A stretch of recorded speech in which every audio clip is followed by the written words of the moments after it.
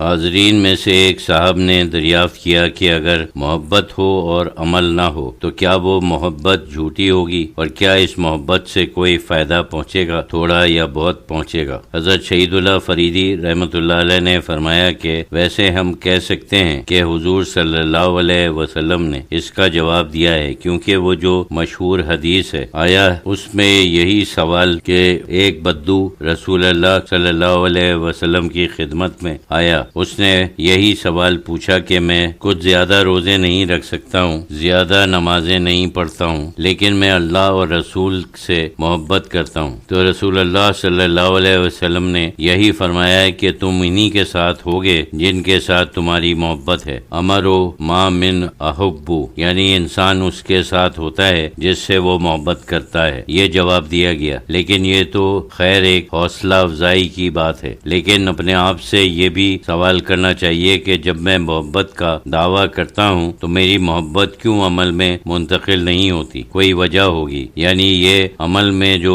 کمزوری ہے اس کو دور کرنے کی کوشش کرنی چاہیے، کیونکہ یہ کمزوری مطلب یہ ہے کہ کہیں کوئی گرا ہے، یعنی دل اور عمل کے درمیان میں کوئی گرا ہے۔ انہی صاحب نے مزید عرض کیا کہ اپنا عمل اختیاری ہے یا نہیں؟ حضرت شہید اللہ فریدی رحمۃ اللہ علیہ نے فرمایا کہ وہ تو اختیاری ہے، بالکل ہے، فلسفیوں کے نظریات میں نہیں جانا چاہیے، یعنی نظریات اور فلسفہ یہاں چھوڑ دینا چاہیے۔ ہر شخص یہ جانتا ہے کہ مجھے اختیار حاصل ہے، یہ تو ایک مشاہدہ ہے، اس کو چھوڑیے کہ فلسفے کے لحاظ سے اس کی حقیقت کیا ہے، لیکن ہے ایک چیز، ایک حقیقت ہے، یہ تو ایک مشاہدہ ہے، یہ بھی ہمارا ایمان ہے اور یہ بھی ایک مشاہدہ ہے، اور قرآن شریف شروع سے آخر تک یہی بتاتا ہے، انبیاء بتاتے رہے ہیں، اور جو اولیاء کو مشاہدہ حاصل ہوا وہ بھی بتا رہے ہیں، یعنی یہ بھی مشاہدہ ہے کہ اللہ تعالیٰ کی قدرت کاملہ یعنی لامحدود ہے، اس میں ذرا بھی کمی نہیں۔ اور قرآن میں جو اللہ تعالیٰ نے فرمایا ہے کہ میں نے تمہارے لیے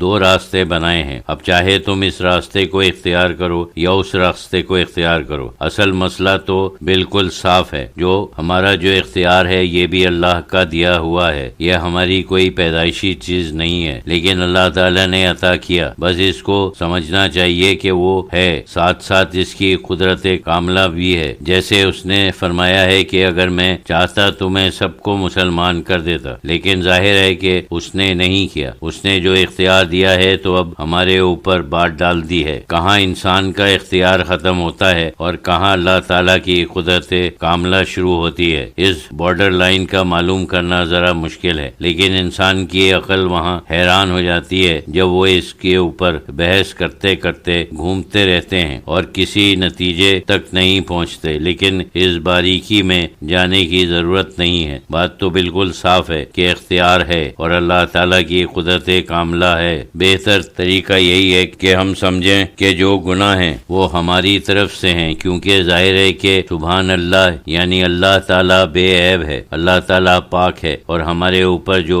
عنایتیں ہیں، جو کچھ کامیابی ہم حاصل کرتے ہیں وہ سمجھو اللہ کی عنایت ہے، یعنی اگر ہم نے کچھ اقتدار کی تب بھی ہم کچھ حاصل نہیں کر سکتے۔ جو اصل چیز ہے وہ اصل فیض ہے، وہ اللہ کی طرف سے ہے۔ مطلب یہ ہے کہ اپنی اچھائیاں اللہ کو منسوب کرنی چاہیے اور اپنی برائیاں اپنی طرف، یہ بہت اچھا طریقہ ہے اور بزرگوں نے یہی بتایا ہے، اور اس سے سب مسائل حل ہو جاتے ہیں۔ اس کو فلسفیانہ طریقے سے زیادہ غور نہیں کرنا چاہیے، تو پھر انسان پھنس جاتا ہے اور چکر کاٹنے لگتا ہے، جیسے کولو کا بیل، یہ چکر ہی کاٹتا رہتا ہے اور اس دائرے سے نکل نہیں سکتا۔ جب یہاں پہنچتے ہیں تو معلوم ہوتا ہے کہ اختیار ہے، اور ادھر پہنچتے ہیں تو معلوم ہوتا ہے کہ اختیار نہیں ہے، تو بس وہ چکر ہی کاٹتے رہتے ہیں، اس کو چھوڑ دینا چاہیے۔ انہی صاحب نے پھر عرض کیا کہ آپ نے جو مضمون عنایت فرمایا تھا اس میں خواجہ صاحب رحمۃ اللہ علیہ کا ایک شعر ہے، درجہ چکر منزل جانا ماں محمد، دفتر کشادہ کر دل از جان ماں محمد، جو کچھ وہ صاحب اس سے سمجھے تھے انہوں نے اس کی تفصیل بتائی۔ حضرت شہید اللہ فریدی رحمۃ اللہ علیہ نے فرمایا کہ بات یہ ہے کہ ہم اس دنیا میں ہیں جس میں کسب ہے۔ اس دنیا کی اصطلاح کے مطابق یہ کسبی دنیا ہے۔ اس میں یہ ہے کہ ہم کماتے ہیں۔ یہ ضرور ہے کہ وہ ایسا کمانا ہے کہ جیسے جب ایک نوکر کوئی اچھا کام کرتا ہے تو اس کو انعام ملتا ہے، ایک طرح سے آپ کہہ سکتے ہیں کہ اس نے کمایا ہے، لیکن مالک ہی کی عنایت ہے، اگر وہ نہ دیتا تو نہ دیتا۔ کوئی نعوذ باللہ اللہ کے اوپر مقدمہ تو نہیں چلا سکتا، سب اسی کی طرف سے ہے۔